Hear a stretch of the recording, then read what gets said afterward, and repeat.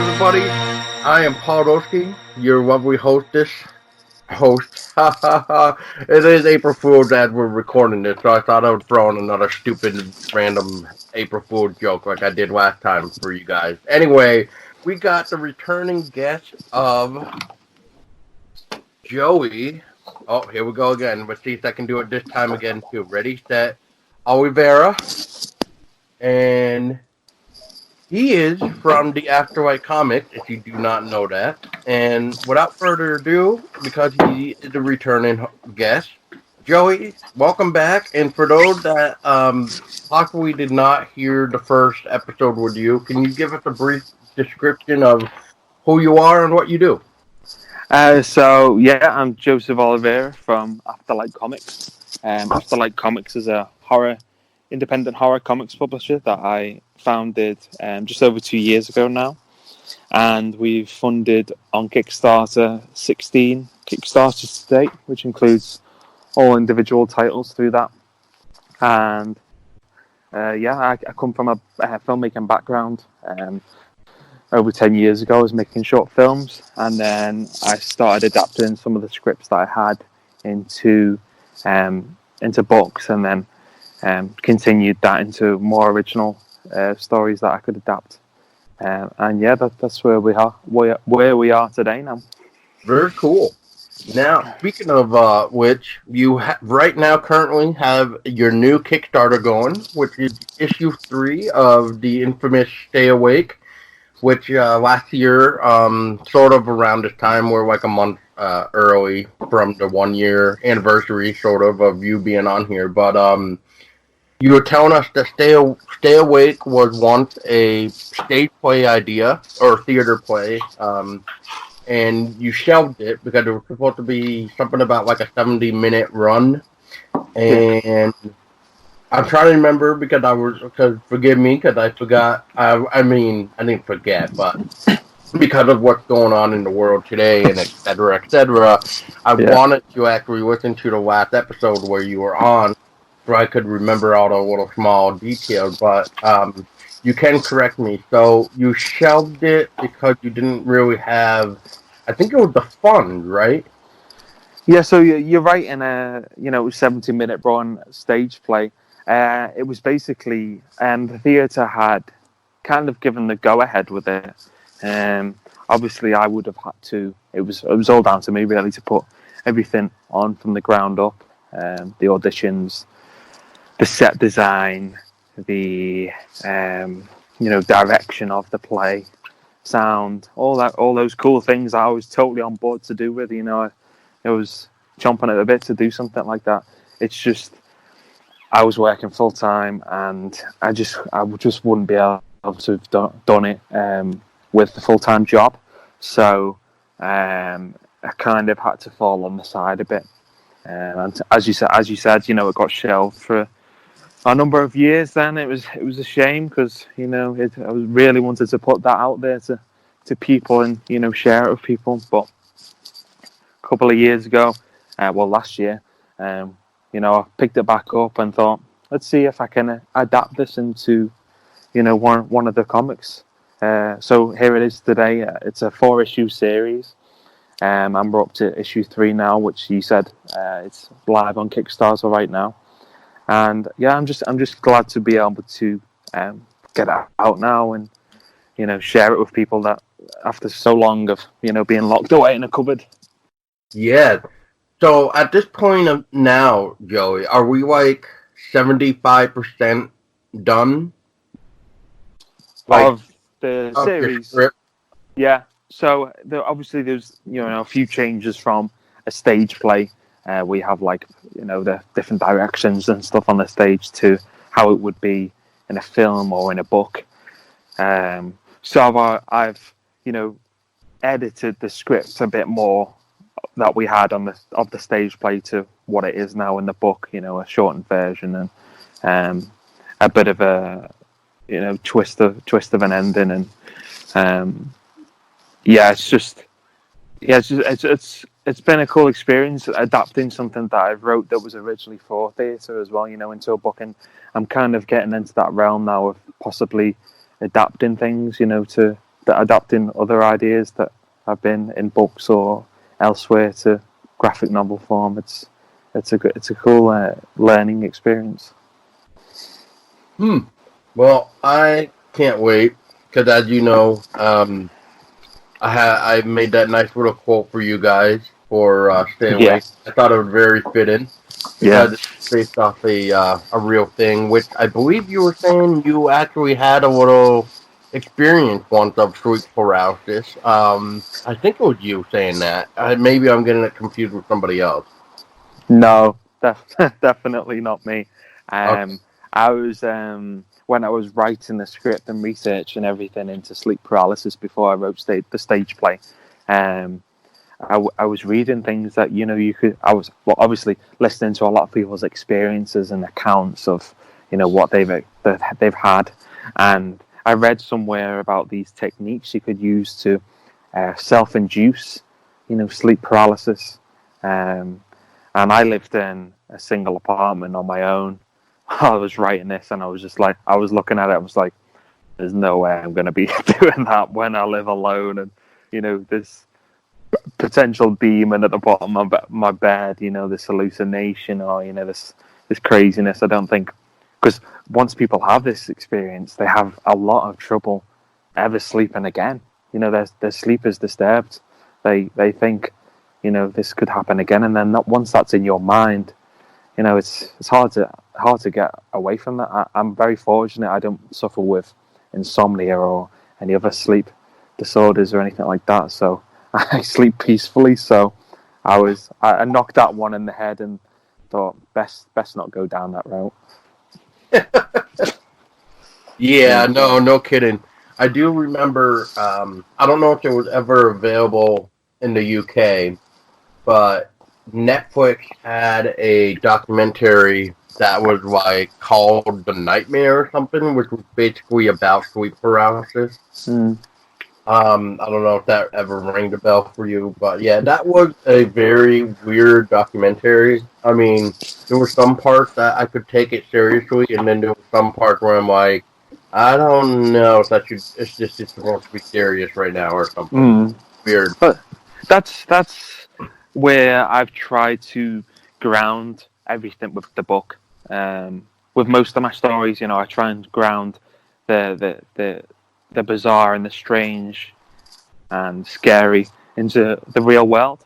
Into not something that's fantasy. That there's that it's teetering on the edge that this could actually happen, or that doubt in your mind, before you go to sleep, or somebody has already experienced something similar to it or something, because it is basically on a real life situation. I don't know really what else to really call it. It's the science. Well, scientists can't explain it. It's a phenomenon. It's as simple as that. It's bizarre. It's Yeah, that's true, because we do hear like people have the encounter with a hat man or a shadow person or some sort of entity that is hard to even make out because it's like a solid black or something. But we get to hear about little details. Like I said, the hat man, solid figure standing in your corner or sitting on your bed or standing over you or something. It's always something weird. But that's what's interesting the most to me. Wrapping all that up and potentially answering that question or leaving it to the audience at the end. What really is this is the truth in it. That's where the protagonist, I think, is 90% of or 70% of the readers out there, who don't believe or who's very down the line and it's just the wind, or trying to write it off, where there's these people that come to them and say about these experiences, right.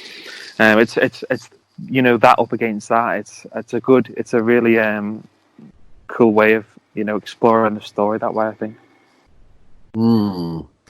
Yeah, I know a few people that have had sleep paralysis, and it's always around the same start of a question or start of the first question, and then it usually ends the same question. which is, why is it happening to me? What does it mean? And what did I do to deserve it? Is basically almost the three common questions from people. Some kind. I don't know if you've ever noticed that, but Well, I've read it. I've read the strangest thing is, as soon as you like pray to God or mention Jesus Christ, or even people that don't have any belief in it at all, they mention that and it disappears, the shadow or whatever it is, that's the entity that's on them, on their chest. They just simply disappear because they preach the words of God to them, and help me Jesus Christ, or help me God, and they just disappear. It's just this. It's very strange. it is. It is. But like you said, I mean, even if you aren't religious, all you gotta really just kind of, start saying some sort of prayer, and then they usually leave, really, which is interesting nonetheless. And then there's cases where they don't really seem to hurt you. They're just, we'll just say, admiring you from just the corner of your room, I guess, just staring at you, observing, I guess. I don't know. And then you get some people that say they're aliens. So I mean, I don't. It's just this whole phenomena world of the paranormal, supernatural, unknown is just one big sandbox where nobody had the correct answer. Any answer could be correct. Yeah. Yeah, well, absolutely. Yeah, and then so anyway, one of the first things that I noticed with this campaign is you aren't doing a two week campaign this time around. You're actually doing almost like a full month.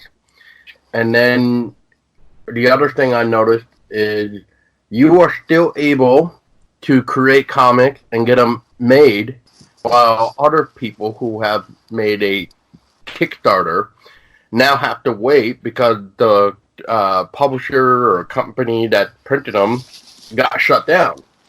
So what's going on in that world there, Joey? So my decision to extend it from 2 weeks to 4 weeks, just to let the campaign breathe a bit, and just to catch up on our schedule. So as soon as we finish this, we'll have something to go again within 3 or 4 weeks of our next series. I haven't kept up to date too much about other publishers, the big two and stuff. I'm not too sure on what their situation is, but I have heard, like you said, things being pulled and their books not being coming out, and it's such a shame that these comic stores are going to suffer as well. It's a great hub for a lot of people out there to go to the shop and pick up books that they like and follow, and it's a sad situation, and it's something I hope they will recover from in the end of all this. But as I say, with us being independent, thankfully we have Kickstarter to crowdfund things, and we don't have to rely on too many outsourcing. We have the artists; they complete it for us from their home. They can send it to me. I letter and colour it, and then we've got the assurances from the print company. They have everything locked down for us to, have our books ready for us when we click order. And as far as everything's going, the postal systems are still up and running. That's something that can be done, delivered alone, and we're very fortunate we can carry on with what we're doing right now and not be affected too much by what's going on. And thankfully the people out there are supporting us as well, and that's amazing, despite everything that's going on, despite people can't go out, and we want to. That's a big thing for me was people are cancelling their Kickstarters, and I was just like, people are still going to want to read the stuff that you're putting out, and you don't want to see your TV turned off or your console turned off and see nothing being made again. We don't even have cinemas at the moment. We don't have any films coming out. We can't go to the cinema to catch up on. So I don't see if the options there for us to keep going and get our books out, which people want to read. So I wasn't going to stop if we didn't have to. So thankfully we can keep going. Very cool. Yeah, that was very awesome. Well, your printing company is definitely putting their lives on the line for sure with the epidemic that's going on, and hopefully they're staying healthy as well and cleaning everything. Because when we were still working before we got locked down, they wanted us to clean our stations like every 2 hours, kind of like what the grocery stores are doing. Every 2 hours, you clean your station and stuff to kind of keep it nice and, neat and clean. So that way, hopefully, if there is anything on there, it's kind of gone now or whatever. So, but it is what it is.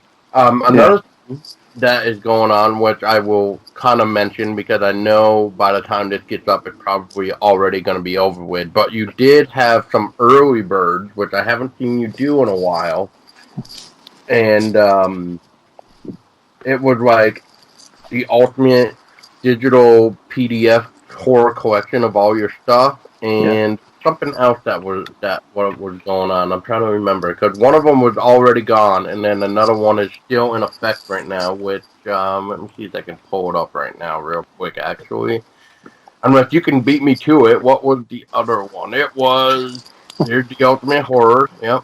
And then what was the other one? Then that was already gone. What is that? Oh, I guess. Yes, I guess it's another one. We had it, so it was the early bird price. That was £12 for the first 72 hours, which is the full horror collection. Yep. And then it's the standard price now after the 3 days. Yeah. Yeah. That's it. I see it now. Okay. Yeah. Okay, well, there you go, people. Speaking of the horror bundle act Kickstarter then, because the one that ended, which is ended, is done and over with, but then there's another one that I'm assuming you put it at the £15 one, which is supposed to be the regular price, that actually does say the early bird offer for the first 72 hours only as well. So I don't know what's going on there. At the £15 one, it says early bird as well? Yep. All right. I have to change that. Don't know why that's come up. So that is why I figured there was multiple early birds. Got it. But I just wanted to put that on the record that for the people listening, I don't want people to think like, there isn't proof. Because there isn't going to be proof if you were to go look at this. But right now, there was proof. Yeah. So, maybe I should screenshot this just in case somebody says, oh, it's not there anymore. What are you talking about? Here's the proof before you change it, damn it. Yeah. Anyway, so for the horror bundle, is there anything else that you're doing with this campaign that you're doing differently at all?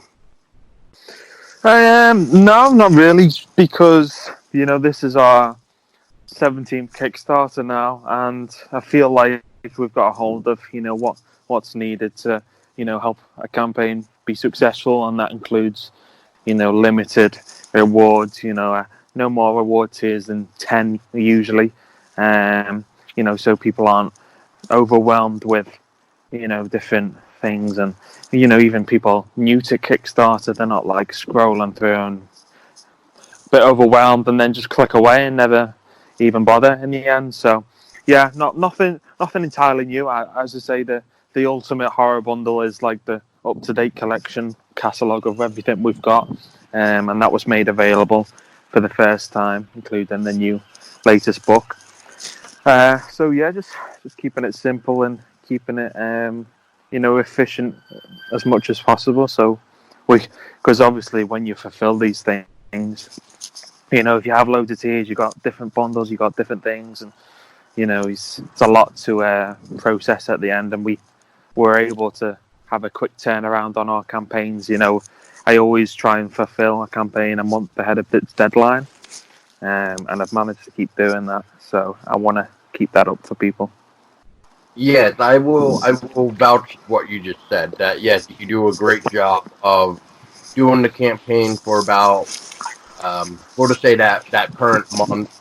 Then you get the funds, and then by the next month, whatever it is, like for example, this time. I mean, I know you got the campaign going on for a full month, which ends sometime like around April 29th or 30th, depending on the time frame of how you look at things. And then you got the 2 weeks to get funds, and you send it off to the printers, and then you gotta send them out that way. But yeah, so you've been very good about that. So where are you right now as far as getting the book finalized and done to get it ready for the printers?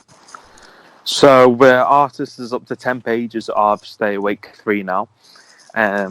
He's working away, and he's expected to finish that like a week, the latest a week before the campaign of Kickstarter finishes. And so during this whole time of the Kickstarter and running the Kickstarter, I'll be colouring it as we're going along and lettering it.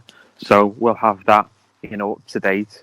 And so as soon as the campaign ends, or just before then, we'll be probably heading to print.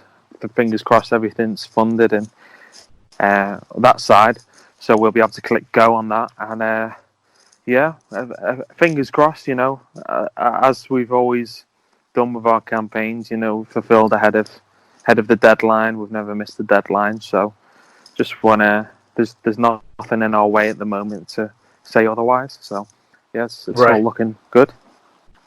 Well, good. Which I will say this, too, for the record, for people that may not know you as well. I didn't know Joey back when, oh dear, what was it? It was Wendigo Wood #2 was coming out, was trying to be funded. And to be honest, that was around the time where I didn't know if you guys were going to be making your go or not, because I never really read any of your stuff, and et cetera. And I did cancel my pledge at one time because I was just like, I think I might need to keep the money that I have, and then I ended up, pay.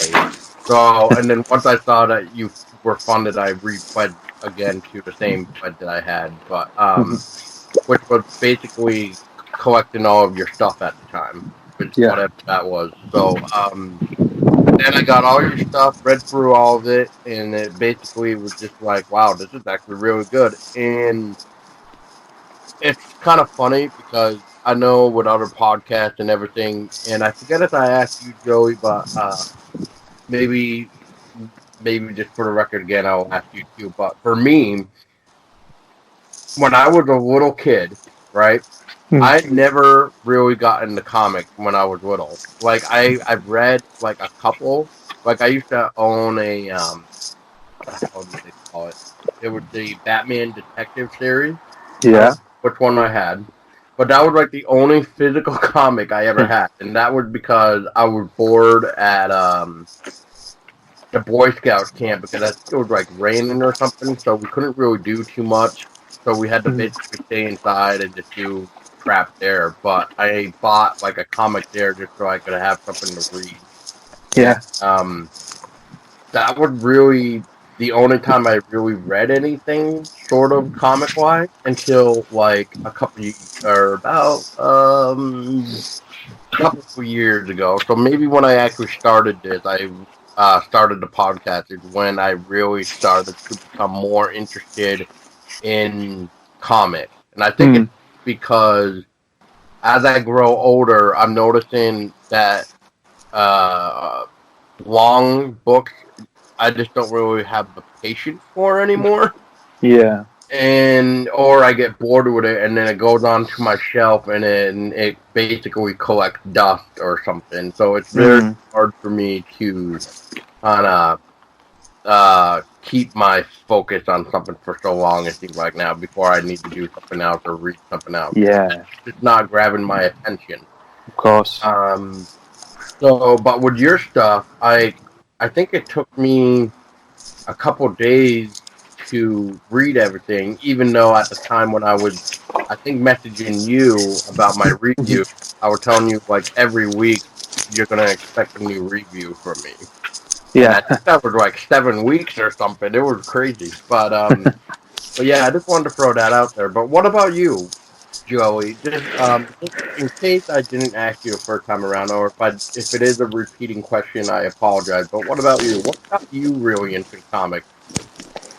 Well, for me, it was as I said, a bit like you. You know, I was introduced first as a kid, but only to stuff like Dandy or the Beano. Do you have that over in America? I think it's British. Are you familiar with that? Mm-hmm. But that was very like childlike comic strips, and they never really appealed to me. And I nobody ever put like a Marvel comic in front of me or anything like or DC one in front of me, so was never really brought up on it. But it only started like 3 or 4 years ago. I was obviously watching the TV series Walking Dead, and then found out the comic there was like a comics behind it series, and yeah, Walking Dead just changed. If I hadn't read Walking Dead, I probably wouldn't have got into comics, to be honest, just because it showed me that there wasn't just superhero comics out there. You could have real drama, set in a real world, and it was horror as well, which is my genre, and just see it executed like in like this adult graphic novel form, and that really opened my eyes then into the potential of my own stories and getting them out there. And so yeah, that's how I was introduced. What about you though? What you say you started as an adult in comics? What was it that introduced you as well then? Oh God. Was it horror or was it like a superhero series or? I think it was definitely horror. I'm mostly a horror man. I grew out of superheroes, so I am no longer a superhero guy. Unfortunately, I know, boo for me on that end. But I just don't know. I just feel like everybody can't really be stopped, or like everybody has a weakness. I know when it comes to superheroes, but like, how much more can we really do before we start to repeat ourselves? You know what I mean? Yeah, 100%. It's almost like the same recipe for each comic. The bad guy thinks he's going to win or something, and then whoever the superhero is, they come back in the end and stand tall. But it's Groundhog Day. Yeah, exactly. And then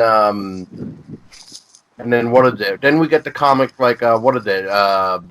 Somebody actually killed Batman, which Joker got pissed and went after them or something, right? I'm not sure. And then I think Superman died too. I think there was a Superman that died, but I know Batman died and Joker was pissed and went after the guy that killed Batman. Yeah. So yeah, it's weird. Nonetheless, but I always felt like there was a niche for horror in comics though as well. I still feel like there's a niche in any genre in comics other than superheroes, because superheroes are so dominant in comics right now. That you've got sci-fi that's pretty popular, fantasy is pretty popular, but I still feel like there's no Walking Dead's now finished, and I don't feel like there's a mainstream horror series out there right now. Outcast is finished.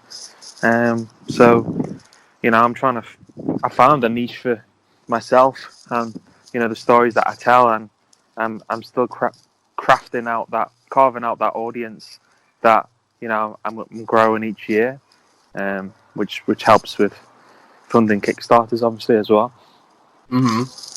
Yeah.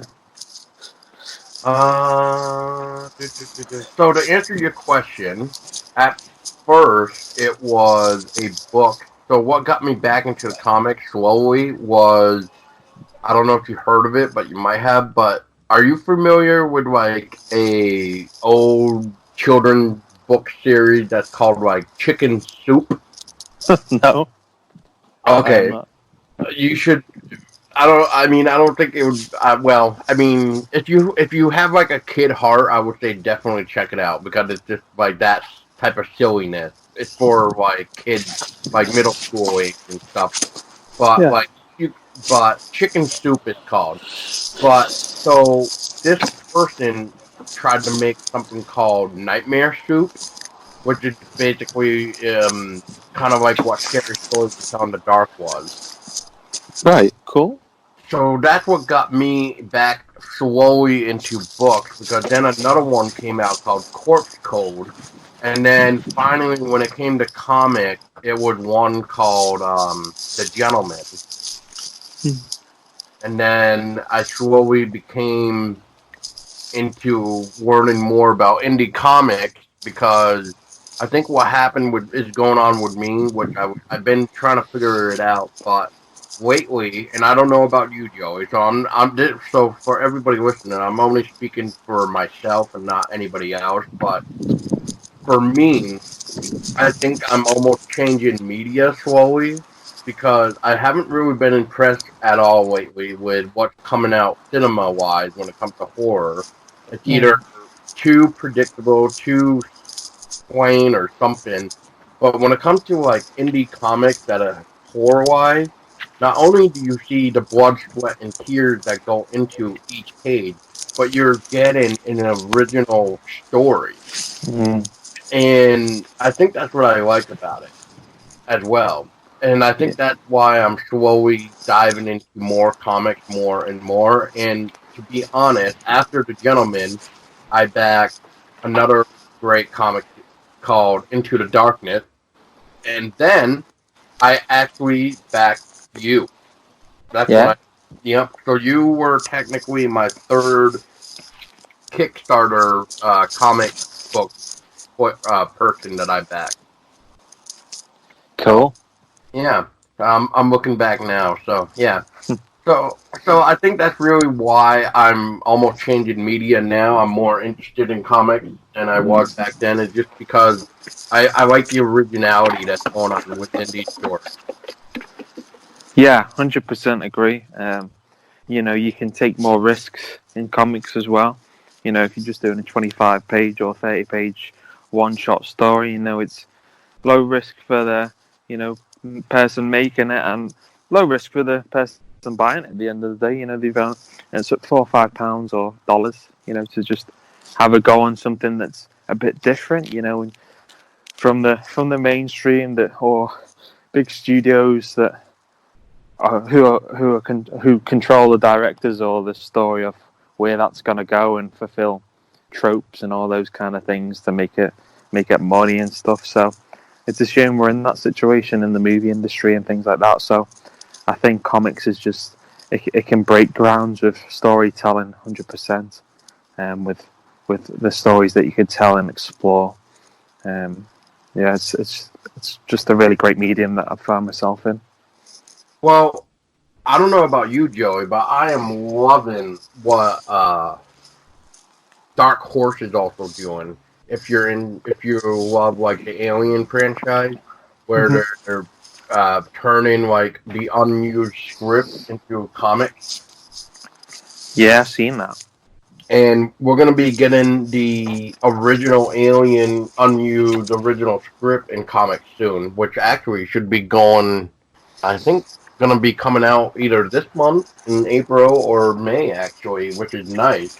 So I can't wait to actually dive into that. So, but anyway, before we start blabbering on about other things, let's focus on the first thing. But so real quick before I think we Stay Awake with a bat of a dead horse, basically, is for people that do not know Stay Awake right now, what is going on with the story right now? So the obviously the basic premise of Stay Awake, the series, is a psychologist. 3 of his former patients have turned up dead, and a detective is currently investigating him, because they think it's suspicious the circumstances that they have died. So the detective makes the psychologist revisit each case that he had with the patients, and forces them to retell the stories that they came to him with. and each one has a different strangeness to it. The first, so each issue is based on each case. So the first issue went into somebody who suffered with sleep paralysis, and the second one went into an old man that was suffering from early onset dementia and hallucinations as well. And the third issue, we visit a boy who can hear voices and sees things as well. And the psychologist is he's a skeptic basically, and he's writing these all off as with facts of science and the non-believer attitude, whereas these people 100% believe in what they're seeing and hearing, and the detective's basically trying to get to the bottom of this, and not leaving any stone unturned for the reader to leave it up to you as well. So that's where we're up to with issue 3. Awesome. And for people listening, check it out. Check out the Kickstarter for Stay Awake number 3. As we record this, we have about 27 days left, so plenty of time to go.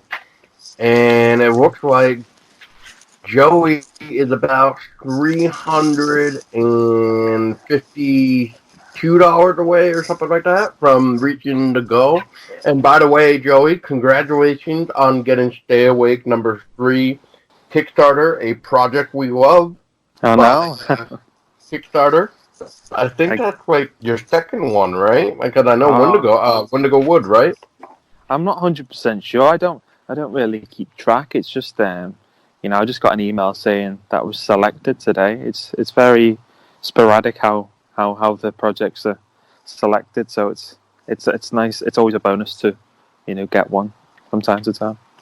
I was reading about the Project We Love thing, and basically the idea is if your page has like a very smooth way of just explaining everything of what it is down to the it looks great or whatever, that's how it gets selected. It's nothing along the lines of that. So it looks beautiful enough to be selected, basically. That's always nice. Yeah, that's the way I look at it. That's the way I think I understood it. But anyway, so from last time, like we were mentioning, we were talking about the Rise of the Goatman. At the time, it was not even on Kickstarter, for people to know. But that was being launched June 24th of last year. And we finally get it, because originally, for people listening to, this was supposed to be a one-shot idea of Rise of the Goatman. However, when it came to somebody like me, I think I was the only person that was just like, I don't know. This seemed like there wasn't enough information here. Even though the artwork and everything was beautiful nonetheless, especially the coloring that you did. You did the coloring, correct? Yeah, that's right, yeah. Yeah, so you did a great job with the shading and stuff with that. I don't know. I think my review said something of like, I wish there was like more to it. Yeah. I think that's a compliment though, because you want to know more of the story in the world, don't you? Well, I think we all do, right? Because Goatman isn't really much of a cryptid that we hear a lot of, and we kind of went into that a little bit. But theoretically speaking, we hear a lot more about the Mothman, really well-known other type of cryptid versus something like Goatman or Pigman or something weird like that.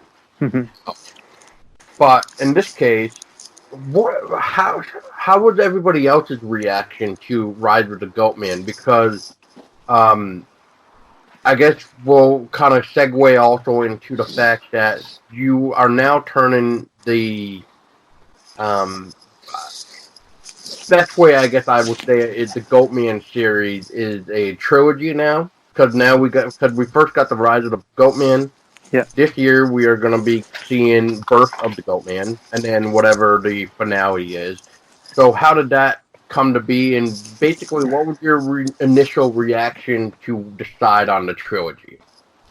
So as you say, the response to Rise of the Goatman was just I wasn't expecting. It was so overwhelmingly positive.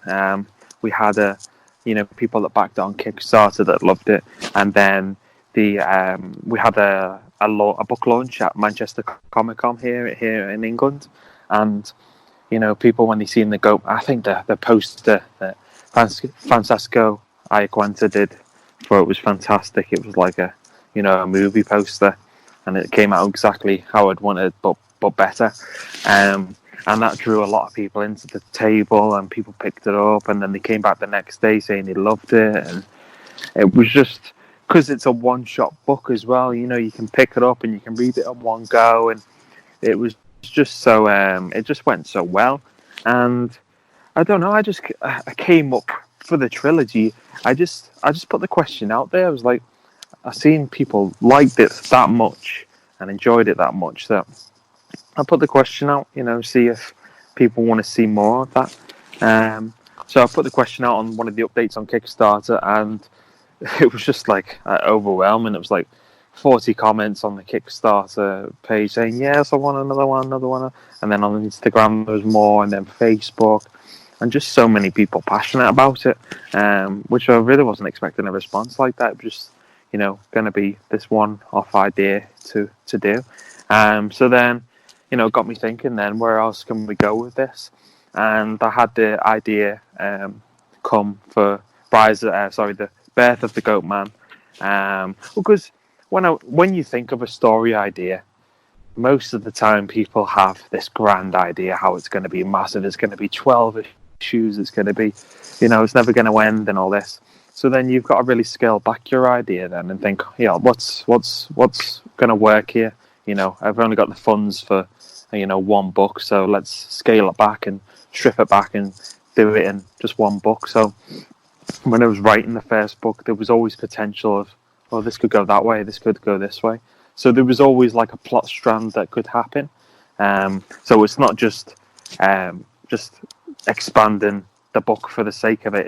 It's kind of going along the lines of where it was going to go if we were going to do a trilogy. So I wanted to keep it short as well. I didn't want to do 4 issues. I just thought, let's keep it 2 and 3. It's a bit different, and we can have these different strands of like each issue will be a different protagonist.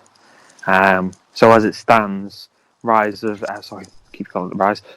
Goatman will follow a detective straight after the events of Rise of the Goatman. So a detective looking into investigating what happened at the climax of Rise of the Goatman. Ooh. Yeah. Already. Yeah. So you're, in a way, it's almost like you're turning it into a detective class, like a mystery to kind of follow the mythology of the Goatman in a way. I think is how you're trying to approach it. I think. Yeah. So Birth of the Goatman is literally how and is what it says in the title. Really, it'll go back into how the Goatman became to be. And it's going to be like a really cool, joined up narrative and wrapping things up and linking things to that, and then setting up for the final third issue as well. Grand finale. Yeah. Which I think, if everything is going as planned, too, we should be seeing Birth of the Goatman by the June 29th of this. Yeah. Okay. Yeah. So with the you might notice the artwork is similar to Stay Awake in Rise of the Goatman. That's because the artist is Adrian Garcia, and he's a really great collaborator. So as soon as he finishes Stay Awake at the end of this month, I'll be writing Birth of the Goatman for the end of this month as well. So tie it in as soon as he's finished that. He have a little break, and then we'll get started on Birth of the Goatman then. So the cogs are always moving at Afterlight Comics. Yeah, and I don't want to go too much more into it too, because I'd rather talk a little bit about it. That way, if anybody is interested of like Rise of the Goatman, they can definitely check it out right now, which is available on the afterlightcomics.com. I think I've also asked you this question before, but for the record again, what about places like Comicology or whatever? Are you planning on doing something with that, or are you just kind of keeping the digital version right now just for your site? So as you say, the digital versions of all our books are available on our website along with physical versions. The thing with Comixology is there's a lot of red tape to, sign up and get things on there, and it's just having the time to do that at the moment, as well as I'd like to keep everything on our website, on our real estate, as you could call it. I want people's eyes to go on our books and keep up to date with our site, and you can sign up to our mailing list on our website. We only update you when we've got something new or something to say. So I'd rather keep everything on our site. Really, that's been the main reason why we haven't really considered Comixology too much. Yeah. Okay. Yeah, no. I was just curious because, to be honest, from what I hear, Joey, is Comixology is a really great place for indie people, from what I hear. So that's why I was thinking of you guys. So that way, it's just as great as I hear, then I would definitely say you should definitely check it out, because it might actually get you out there even more for people who may not even know that you exist too. 100%. Yeah. Yeah, even if you were to throw up a couple just to see how it does, just to kind of be like a little tester, I think that would be a great way. But anyway, yes, moving on. So expect people Birth of the Goatman by what Joey has planned, which is the end of June, basically. And is that running, or is the rest of these, I should ask right for now, just to get it out of the way, is for the upcoming Kickstarter that we're going to be mentioning, that for the rest of the 2020, are these going to stay for the full 30 days, or does it depend on how this this pandemic, where you might go back to the 2-week thing? Yeah. The reason I did 14 days campaigns towards the end of last year was just to fit everything in. Really, it was just we had the books ready and raring to go, so it was just a matter of timing everything to fit in for that year and get books sent out before the end of the year. So I think it'll be it'll be campaign by campaign basis. I think things like there's this series coming to the end of this book's coming to the end of their series this year, like Ghost Island, Wendigo Wood 4, final issue of that as well. So we'll probably, seeing as that's the end of the actual book series for them, we'll probably do them at 30 days, just to chance for everybody to get on board with it, and it's kind of like a send off for the books as well, really, and to something different for them, and try and get as many eyes on it as possible, because it's the full series, so that makes something more accessible to somebody, doesn't it, that may not want to get on board with a series that's two issues in. This is the full collection, so it's there for people to jump on at. Okay, yeah, that makes a lot of sense. I don't think we really need to talk long about this one, but just to go in order of last year just a little bit. The next thing that came out after Rise of the Goatman, we saw the sequel to Stay Awake. And what I mean by sequel is the Stay Awake number 2, basically, for people listening. Which at the time was a 2-week campaign, which it did become funded. And from there, it basically dealt with the second patient, right? Yep. And had something to almost kind of do with this clown per se, or something involving the clown, because there is the clown in one. Yeah, and that was actually it was the grandson's toy that they had at the grandparents' house that they would stay at. So that was like kind of like this figure representing, like this physical sense of the child was still there and about. Yeah. Yeah, no, that was great. But yeah, so I just wanted to touch on that just a second, for that way people will know where we are of how you came to be.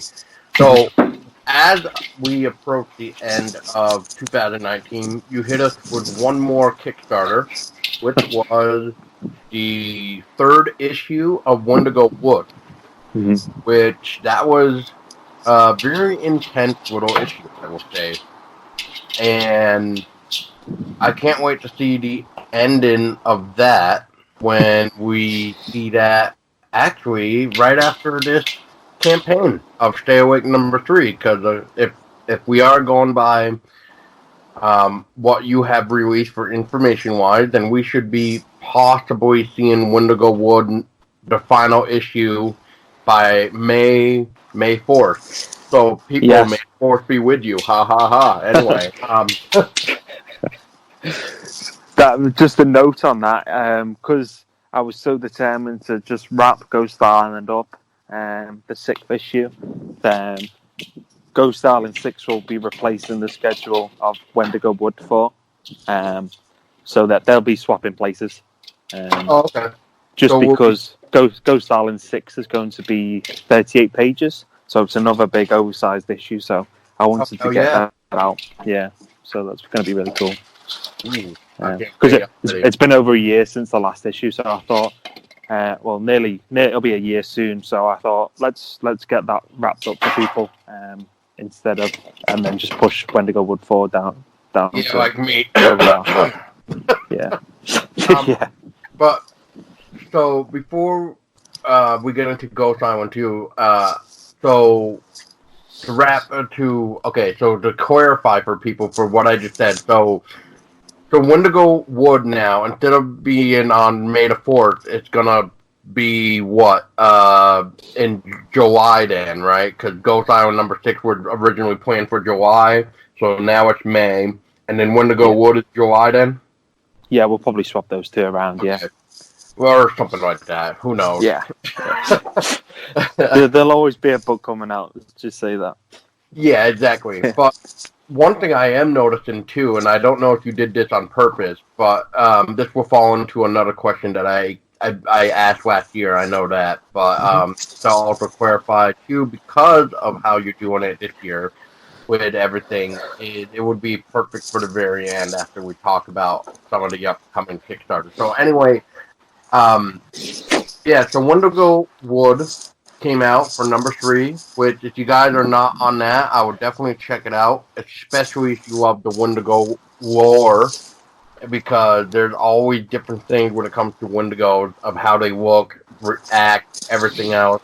And I think Joey and his team are definitely having the right atmosphere when it comes to Wendigo Wood. So, with that being said, for what you can tell us, Joey, just give us a quick little run-up of what's going on with Wendigo Wood and what we can, if you can. I mean, I don't know if you do, but if you have any way of saying what we can expect for the final issue. So, obviously, people up to date with the series, you're still following Hank, the protagonist, in his discovery of trying to find his daughter that he lost when she was a child. She was taken away or just went missing. So issue 4 will pick up straight after the bit of a shocking ending of issue 3, and it'll follow more of what is happening with the cult that worship the Wendigo, and also so I'm trying to avoid stepping on a few things to stop giving away. Well, if you accidentally say something that you shouldn't, I will gladly take it out. Beep it out. So all I can say really is, everything will be coming to an end and wrapping it up, and the answers that people are looking for in in this series will be answered. But yeah, I recommend anybody that's interested to get involved with it. But just because I think, a lot of people go the action route and with stories sometimes, whereas I think Wendigo Wood's had a good pace. It's built up the tension. It's, revealed cliffhangers and, shocking scenes. And, we're going to continue that into the fourth and final issue and hopefully deliver a big payoff to the reader. Yeah, well, like I said, I mean, it didn't really take me long to finish issue 3. I felt like it had a really nice flow to it at a speedy little pace because it was just like, you're reading it and it was just like, boom, done. It's like, damn, I only read it. Like, maybe I should go back again and really, like, enjoy it or even more. But I think what happened too was like you were really showing the artwork more versus having a lot of dialogue, which I would say is very nice.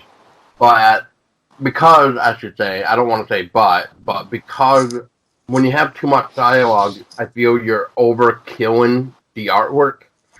And, that's what makes comics is the artwork. You appreciate the artwork. You just don't want to go in there gun blazing with dialogue to make sure, like, everything is answered. While with, like, me, I would rather have mysteries going on anyway than having everything fully answered for me. Yeah, 100% agree. It's just, I think, it's the less, obviously I want a good story to be told, and, it doesn't have to be, if it can't be told, make it, tell it with images. And so that's why, if I can do it with an image, I'll choose an image over dialogue any day.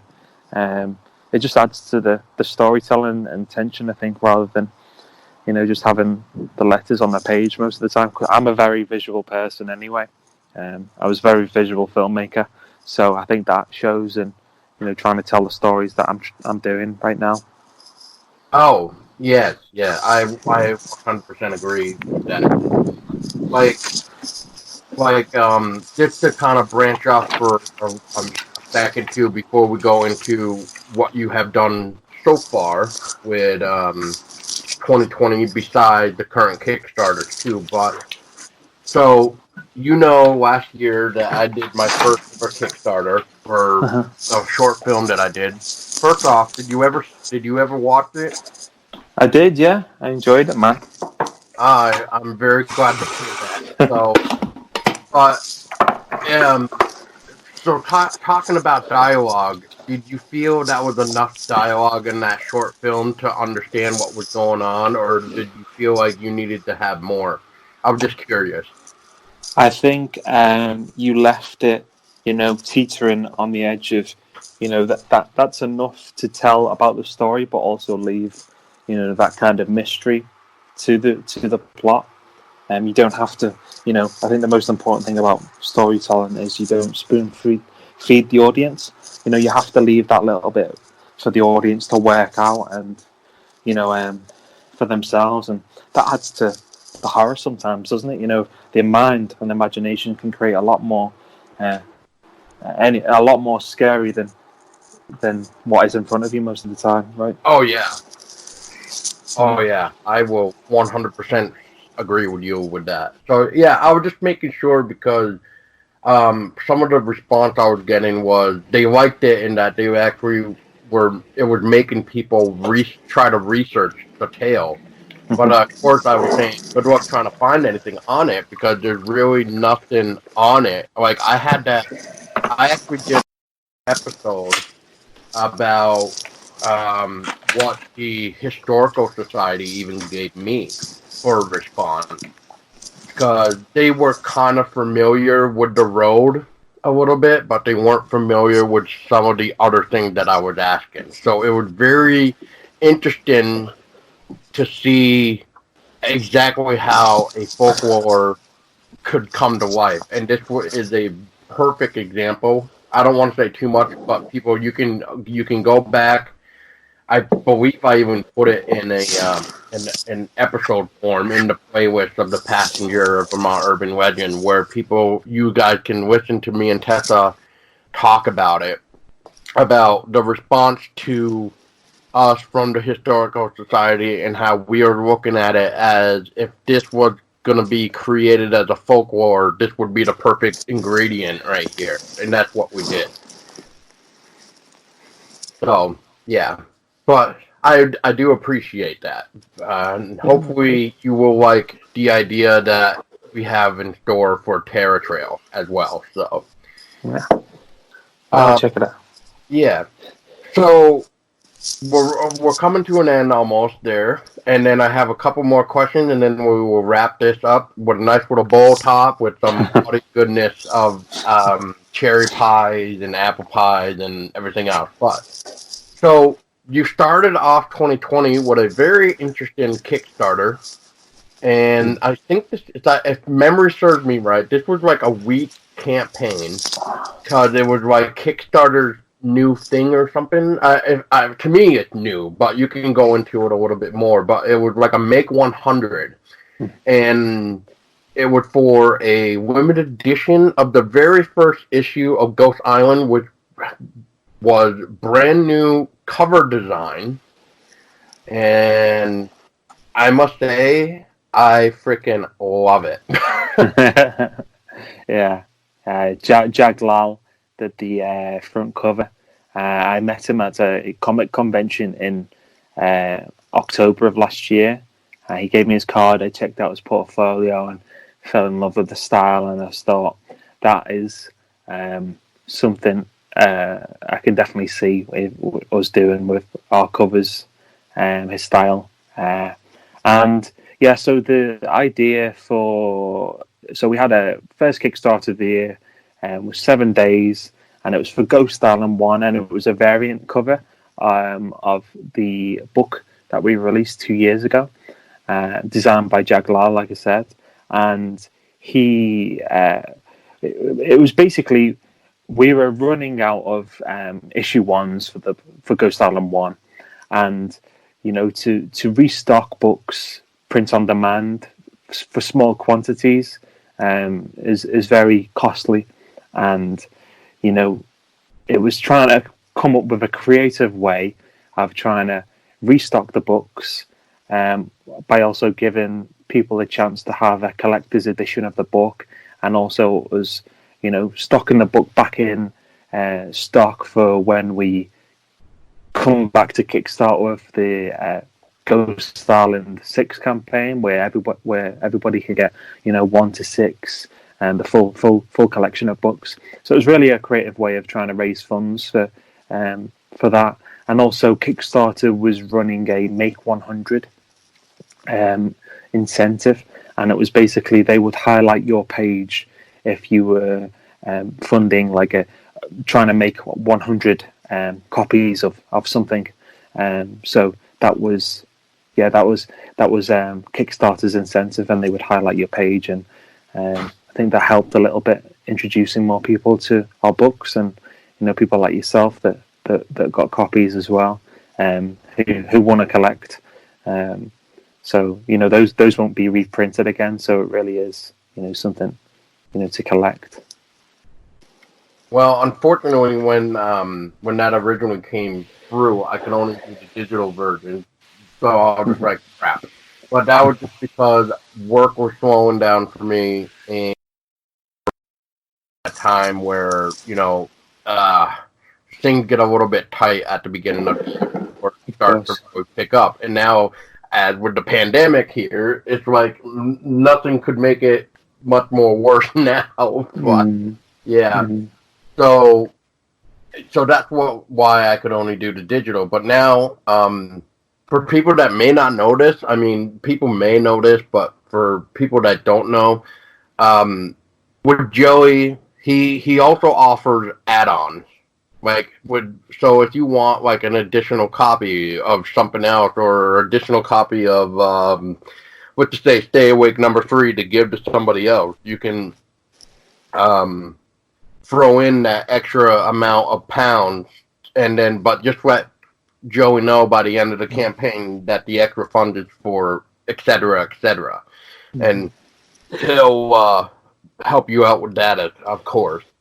But that's very nice. So, like in this case, as we're talking with the whole Make 100, I could only do, I could only do the digital. But I did ask Joey before Stay Awake 3 Kickstarter started. I asked him if he had any leftover of that limited edition Ghost Island to set one aside for me, and I'll throw in that additional amount to have that as well, just to help that extra campaign out, just by throwing in that additional amount. But if you, I just wanted to throw that out there because a lot of people may not know that, and Joey is great about that. So I've done that a few times with Joey, actually, where I threw in a couple more dollars just to get an extra copy for either a friend of mine or something. So yeah, I appreciate you saying this because at the end of the day, the person who wants one of our books is supporting us. So we'll always try and accommodate, whatever you suggest or whatever you're after, kind of thing. So yeah, we're always happy to do anything like that for you. Yeah. So, like I said, just do well. And if you don't know how to add to the Kickstarter pledge, basically all you just do is just go in go to the Kickstarter itself. You want to go to the Manage Your Pledge, and then depending on what Joey tells you to add on to your pledge, whether it be £6 or £9, depending on what it is, we'll just say. So basically, like, for an example, if your final cost right now is, like, let's just say £11, like mine was, right? So that was the standard copy for Stay Awake 3 plus the shipping, so that's £11 for me. So if I wanted to add on the limited edition Ghost Island #1, I needed to add what was it? It was like that £6 or £9, and then I had to, calculate that into math, and then boom, that's it. And then you just confirm it, and then you're done. So that's basically all you do. Yeah. All right. And speaking of Ghost Island, and as we just said too, is you got the finale coming. And just to clarify too, because at the time, Joey, it was untitled. So is the final Ghost Island that is coming out in May now? Is that Ghost Island #6? The final chapter, or are we going to have like another sort of name, kind of like you've been sort of doing? No, that's correct. It'll be Ghost Island 6, the final chapter. Okay. It's just because it's the end of the end. It's wrapping up the first ever series that we released. So it's kind of, it might be cliche, but it's it really is like the final chapter. It's like the end of an era kind of thing. Baby. Yeah. 100%. It's all grown up now and it's ready to leave the house. Basically. And this is a nice little segue of just basically saying for Ghost Island real quick for people is it'd just be much better if you all check out Ghost Island, because right now, Joey can correct me, but I'm pretty sure right now Joey is actually given the first 2 issues of Ghost Island for free. Are you still doing that actually? Yeah. So, when this coronavirus thing, started really, increasing and, affecting more and more people, we took it upon ourselves to try and give something a little back, because we won't see anybody at comic conventions anymore for probably throughout this year now. And, we've met a lot of great people and people that have supported us since then that we've met there. And, we just wanted to give a little back to anybody that's struggling. And, it was a tough time for people, that are at home and maybe their environment's not as comfortable or great for as the next person. So, people still need that escapism and, to enjoy something. And, so we made Ghost Island 1 and 2 absolutely free digitally to download. All you have to do is go on our website, afterlightcomics.com, click the 2 books, add them to your basket, and then you'll be able to download those digitally. So yeah, we just wanted to do something nice, really, just our way of giving back a little bit. Yeah, so this is your chance to basically dive right into this baby of what really sort of started Afterlight, and which was after another book, which I'm trying to figure out if I should mention, because you can mention it. It's cool. Okay, the 2084, the New Order. Yeah. So I recently did a review for that, and then when I went to go find your link or your store page for it, and noticed that you don't have the physical nor the digital version available anymore. Is there a reason behind that? So 2084, the New Order, that was a book that it was actually my very first book I ever wrote. It was before Ghost Island. I chose to publish Ghost Island before that.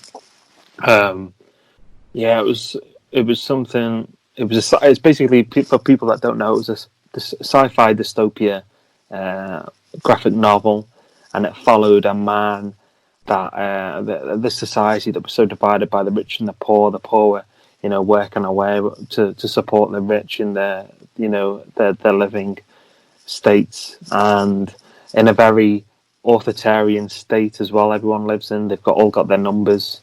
It's almost like we live now. It's a lockdown, but it's permanent. It's the society, and basically, people are falling sick. They're dying. They're choking. They're coughing up blood. And this one guy, he's led to believe that there's something in the water. The water is being tainted by some governing body, possibly. That's one of the theories. And so yeah, we published issue 1 and 2 of that in the volume. One of our second or third Kickstarters, I think. And it was very early days in our comic publishing days, and yeah, we completely sold out of copies of that and never really restocked it because we had launched Afterlight Comics then, and so Afterlight Comics, as you know, is a horror comics publishing house, and I just felt if I was people know that Afterlight Comics is horror. If you like horror, that's the place to be. And so if I was going to dilute that with this sci-fi book, it kind of like took away from that, I thought. So yeah, as you say, my wife was saying just before I came on, I should put that back out there now. It's the perfect time to do it. I think you should, to be honest.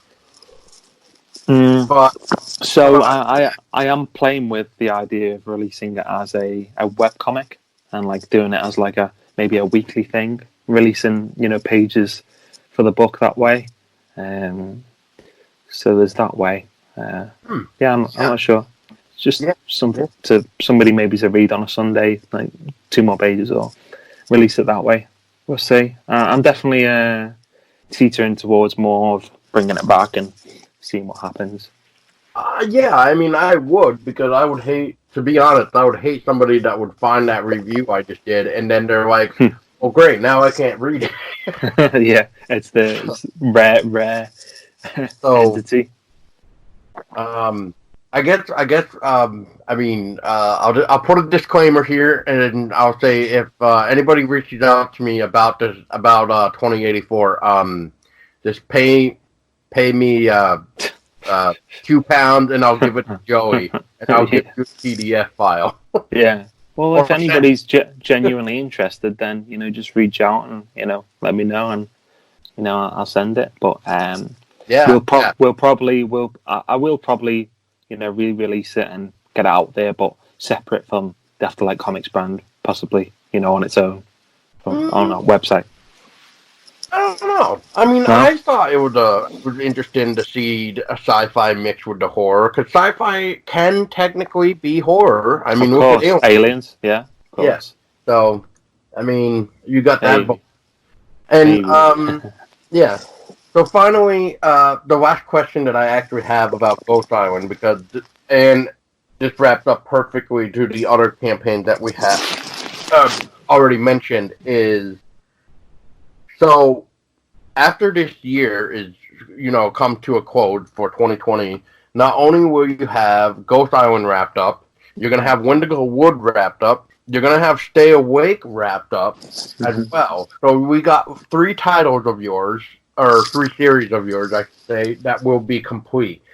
And I know I asked this last year, and I'm still curious to hear your thoughts on if you are planning on it or not. So and for everybody out that likes to collect them too, like myself. So when you completely complete Ghost Island, Wendigo Wood, and Stay Awake, are you going to be offering a chance to make a complete paper trade back for all the issues in one? 100%.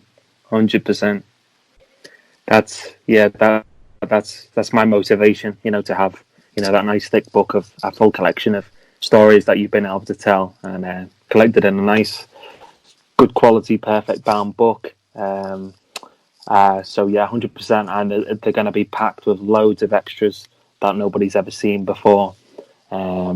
Like the Ghost Island, there's going to have all the prints of previous ghosts on the island, maybe some more sketches, or loads of behind the scenes stuff, script excerpts, and yeah, it's just going to be plenty of value for money, with all of that. Because if you bought the single issues, you've already got it, so you might think, oh, I don't really want to buy it again. What's going to be different? So that's my incentive to say, well, I want you to get your money's worth. So it's going to be filled with loads of good stuff. So yeah, that's my I'm vouching for that. Yeah, that's your sell pitch right there. Yeah. So as you say, next year is going to be, there's going to be a couple of trade backs coming out next year, as well as some nice new fresh things to get brewing. Uh-oh. Yeah. So you hear that, people? Make sure you start saving now. Anyway. No, I can't wait, to be honest, because I like having the trade backs as well, because I've done a couple reviews for other publishers, and when they did their trade backs, they were nice enough to take a couple quotes from me and put it onto their trade paperback, and I thought that meant a lot to me, because I was just like, wow, like the kind gesture of somebody that take the quote and put it on their media just means a lot to me, because I never thought I would ever see anything that I've reviewed or whatever get thrown onto the back of it. Just like you guys. You guys were, you guys were actually pretty 100% certain that you guys are the first one that actually put us on something, which was Ghost Island number 5. And when I saw that, I was just like, wow. Like, that was very generous of Joey, so I appreciate you for that, for sure. I know everybody else who saw that from the Everything Horror team was like, wow, that's awesome. Yeah, well, I always appreciate you reading, reviewing our things, man, and putting together articles and promoting it. I know a lot of work goes into that, so it's only way to pay it forward back to you as well, man. I've always been appreciative of the support that you've given us. Yeah, I dude, I love your stuff. So keep it going. I mean, keep bringing out that nice fresh content. It's nice to see. And speaking of nice fresh content, we're gonna finally say the last campaign was for FolkTales of the Cryptids Volume 2. And after listening to what you were saying about Ghost Island number 1, did you kind of, let me see how I can phrase this first. So did you kind of have what you were mentioning with Ghost Island number 1 with the whole restocking thing? Was that your idea with FolkTales number 2 as well, besides telling us new tales? But was that also a way to help restock the first volume, which I have to say now is volume 1, because at first that was supposed to be another standalone, but instead we got volume. Yeah. So, and you guys sold out too, right? It was at that London show, right? Yeah. So when we go to Comic Cons and stuff, FolkTales the Cryptids is always one of the most popular books. You know, it's people love their lores and legends. You know, it's so that's what drove me to do. That's what drove me to do volume 2 as well. Really, it wasn't to because that Kickstarter, you know, that the goal for the volume 2 of FolkTales 2 was really as high as I could go, and that was just for the artwork printing of volume 2. That's just all volume 2 related. We had to restock FolkTales out of our own budget last year because we just flat out ran out. So we had to restock that. And so yeah, depending if you know people still enjoy what we're putting out, FolkTales, Cryptids, we might have more volumes, and let's see where that goes. Yeah, and speaking of volume 2, we had a nice few new cryptids, I should say, which some I kind of never heard of because I think some were like UK based, and then I don't remember where the other one is from. But anyway, we had volume 2. We had the Ratman of South End. We had Jenny Greenteeth, and then 2 more cryptids in there. And all of them played out very nicely, I will say. I don't think I've even heard of any of these cryptids. So once again, like I was saying with the Goatman, it's nice to kind of hear more about these other type of cryptids rather than the ones we always know. But there is a lot more out there than what we hear about. Yeah, this issue is definitely about finding the more obscure ones. I felt like I'd hit on a few more popular ones in the first volume, so I wanted to go something, you know, a bit deeper and maybe ones that people haven't heard of that more. That made it a little bit nicer for me and more creative way to, you know, expand on a story from that maybe, and not from like the first volume where people know of it and, you know, potential stories. There's already a few stories out there of it, whereas there's probably no stories of these cryptids out there in volume 2 because they are very obscure. Well, once again, congratulations on that successful campaign too. And Thank you very much. You know, like I said, I mean, it's great to see original content, and it's not remakes and reboots like we see in cinema nowadays. And which, you know, I will admit we have watched a few new reboots, I'm going to say, recently, Tessa and I, and some are not bad, some I just wish they never touched. Then there's somewhere I'm like, I don't know if I even want to try it, but I hear good things, and then I started hearing some, like, mixed reviews of other things. So it's like, I don't know. But in this case, like we were talking about earlier, comics is a great media for originality. And it's just one of those type of things where we can finally say what we want to say, basically, in a comic without giving away too much, while leaving the mystery around to, like we were also saying with my short film, it's enough where hopefully we can get people to actually do research of these cryptids or folklore or anything that we kind of mentioned above, so that way we can say we've done our job, because, you know, it's making you want to learn more. It's making you go out and read more, try to find more, and it's great to do that. Like me, I want to learn more about the Ratman and Jenny Greenteeth now, because I've never heard of some of these, so it just makes me wonder what really is out there that we don't know. And maybe one day we will see a volume 3 with more cryptids. Potentially, man, it might become an annual thing. Well, you never know. Yeah. So Joey, to wrap things up is, you know, you kind of started going into it a little bit about your shop, but not only do you guys sell comics now, you also sell your prints and stuff on your website as well. We do, yeah. And the print shop launched last year. We have posters, prints, and currently we will be working towards some merchandise as well, in the form of t-shirts, jumpers, mugs, coasters, things like that. See if people are interested. You know, with like some of the monsters on the t-shirts, or like you know, some of the book covers that people really like. Because we did Wendigo Wood t-shirts, and they were quite popular when we did Kickstarter on the first one. So yeah, that's right. Yeah, so we're just working on that at the moment and pushing that forward. And I'd like to make an exciting announcement that we're going to be starting to work on something that we've never done before. We will be starting to develop a board game. And it will be based on we'll give a hint. It's based on one of our current comic series.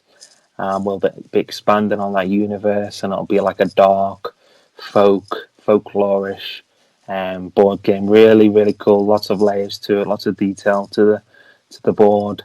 And yeah, we're very, very early development stage on that. So it's probably ambitious, but I would like to be working towards Halloween for that. Oh man, this sounds great. And I'm gonna take a shot at this. It is not Ghost Island, is it? It's not Ghost Island, no. It's going to be very folklorish, folk horror, based in the woods. And yeah, so if you want to find out more, if you're on the mailing list, updates will be sent on there if you're interested. Very, very early stages, but as I say, whenever I've stated a project or laid out plans for a project, I always follow through on it. I've never said I'm going to do this, do that. I've always followed through on my words. So watch the space on that one. Yes, if anything, I will back it up by saying yes. Joey is very good at fulfilling his orders, and he is always on time. Even though I gotta wait a month sometimes for my stuff to come overseas, but that's okay. But that's because I can survive with having a PDF file until I wait for the physical thing, which is good. This is nice. Oh, and when we were talking about Ghost Island 2, because let me back up for a minute too, so I can re-say again that if you guys want extra copies, or another even comic that you didn't get a chance to back for Kickstarter on or something.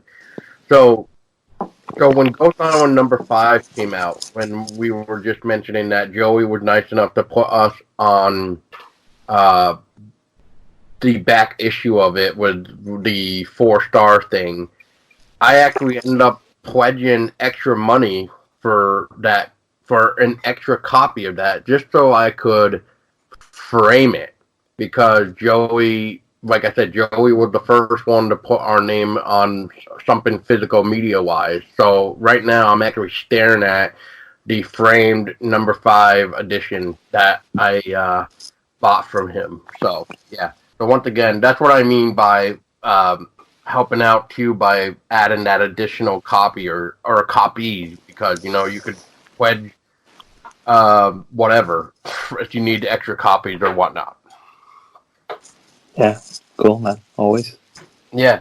So, Joey, I don't want to take any more of your time, so thank you so much. And perhaps we'll have you back on again. Yeah, I'd love that. It's been really good catching up with you, man. Yeah, you too. And you got my PSN, so we can go kill zombies or something if you'd like. So, there's that, because, it's going to get quite boring in isolation pretty soon. Yeah. But yeah, so thank you again, Joey. And just one last thing is, where can people keep up to date with you again and your whole latest Kickstarter? Yeah, so we're on all 3 social media platforms. Afterlight Comics is on Facebook, Instagram, Twitter. Just search Afterlight Comics. And yeah, the Kickstarter's live right now. If you just type in Stay Awake, we should come up there, or Stay Awake 3, if you want to follow us on there. And our website, of course. All our books are on there, full catalogue, digital and physical, as well as everything else. And there's a sign-up link You can sign up to our mailing list, and we only let you know when there's some new content coming. We don't spam. And we also, if there's any, up-and-coming horror creators, writers who are partnering up with an artist or have something, a story that you think suits us and would work with us, being your best platform to, publish your book. We have a submissions page on the website. You just fill that out, read the guidelines and stuff, and yeah, you can put it forward that way. Awesome. And once again, Joey, thank you for your time. I hopefully it wasn't too much of a bugger. I know we had to stop a little bit for people knowing we had to take a small little break, but this was the continuation. So thank you, Joey, for holding off until, seeing it through and stuff. I know there was a lot to talk about, but, that's what happens when we don't talk for almost a year. Yeah. Yeah. But yes, thank you for your time, Joey, and everybody go check out the latest campaign. Go help out Afterlight, because once everything is fulfilled and done and over with, like we just mentioned, we'll see nice little trade paperbacks for Ghost Island, Stay Awake, and Wendigo Wood. I don't think I'm missing anything else, but once those are done, we get new content from Afterlight to scare our brains out, and we can't wait for that as well. So Thank you. Yeah, you're welcome. Thank you very much, Paul. Thank you. You're welcome, Joey. And like I said, come back any or just positive random ass shit. We'll see it through. Take you up on that. Yeah. So everybody else, thank you for listening.